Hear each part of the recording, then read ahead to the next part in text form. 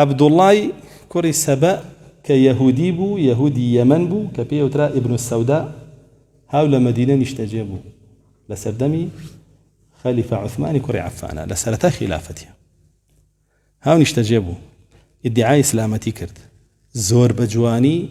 هاتو شي مزگەوت يكردو وابستي فرمان بچاكا وقدغي خرابا زور هاني خلقيا بو اسلام حتى واخوشي بيشانات جاياتي يهود ونصاراكا بونانا ناو اسلام من خوم يهودي بومو هاتومو ايوجا ببين دوای ماوه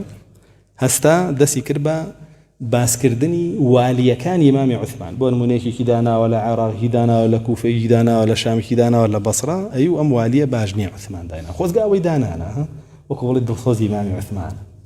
اترسم امام عثمان توشيك يا شكا غدر يبكان شتي بكا لسري امام عثمان مال به زور ساخته شي في الباس يهود اوان اوا دسي كربا قسكردن لسر اولي يعني دعائي والله هو امام عثمان بدسي لا قزوا كالي بخوا من بختاني بونا كان بس بو اموالي خرابانه داني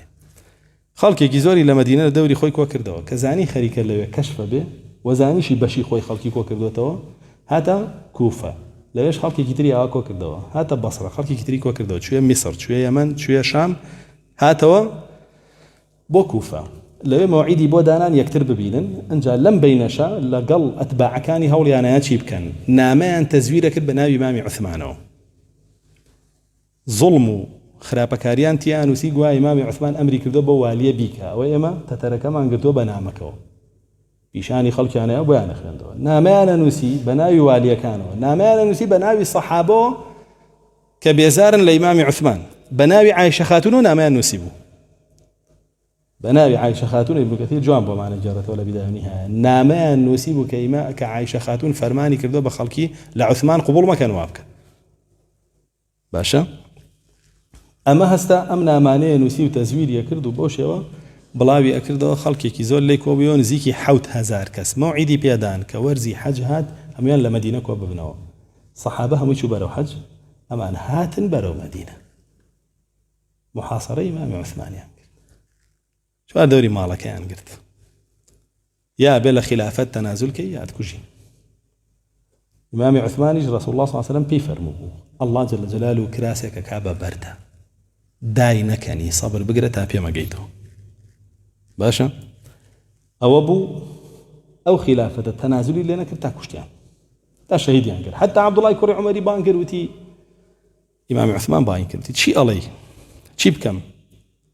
فرمشتي وانا كي تنازل كي دواي خلق فيره به وكو فارس وروم